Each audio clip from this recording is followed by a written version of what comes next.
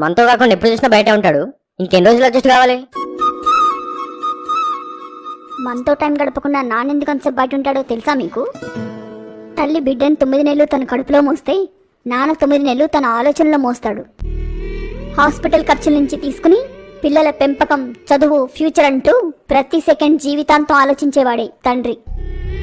మనం తొడుక్కునే బట్టల కొదో లేకుండా చూస్తాడు, కానీ తను మాత్రం 2-3 జతలతోనే అడ్జస్ట్ అవుతాడు. పార్టీకి, స్కూల్కి, కాలేజ్కి, స్పోర్ట్స్కి అంటూ మన కాళ్ళకి అన్ని రకాల షూస్ కొనిస్తాడు, కానీ తను మాత్రం అరిగిపోయే వరకు ఒకే ఒక చెప్పుల జతతో అడ్జస్ట్ అవుతాడు. మన అన్ని అవసరాలు తీరుస్తూ కంటికి రెప్పలా కాపాడుకుంటూ తన కంట్లో నుంచి ఒక్క కన్నీటి చుక్క కూడా బయటికి రానివ్వకుండా అడ్జస్ట్ అవుతాడు. ఎంతో మందికి ఇది అర్థం అవ్వట్లేదురా.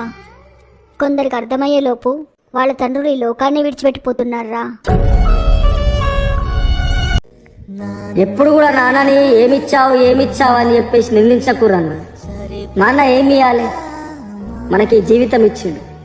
మనం ఇంత పెద్దోళ్ళం కానీకి ఆయన ఇంత కష్టపడి ఉంటాడు. మనకు ఒక ఏజ్ అంటూ వచ్చినాక అమ్మతో షేర్ చేసుకున్న విషయాలు నాన్నతో షేర్ చేసుకోలేకపోతాం. అది ఎందుకంటే నాన్న మీద ఉన్న భయం వలన, లేకపోతే నాన్న ప్రతిసారి అరే ఇట్లుండాలా, ఇది చేసుకోవాలా, ఇట్లా బతకాలా, దునియా ఇట్లున్నా అని చెప్తాడు కదా. అది మనకు ఎట్లా అనిపిస్తా అంటే ఏంద్రాబాయ్ ఎప్పుడు ఏదో జైలు వేసినట్టు ప్రతిసారి రూల్స్ పెట్టుకుంటా కమాండింగ్ చేస్తూ ఉంటాడు మా నాన్న అని చెప్పేసి మనం అనుకుంటాం. బట్ నాన్నకు అవన్నీ తెలుసు కాబట్టి అవన్నీ అనుభవించిండు. నా కొడుకు అట్లా కావద్దనే మన కోసం చెప్తా ఉంటాడు. మనకు 3 పూటలు తిండి పెట్టడానికి ఆయన ఎన్ని పూటలు పస్తున్నాడో ఎవరికి తెలుసు అన్న. నాన్న లేనోళ్ళకి అడుగురు నాన్న విలువేందు. నాన్న ఉన్నప్పుడే మంచిగా చూసుకోరు. ఇష్టంగా గుండెలపై తన్నించుకుంటారు.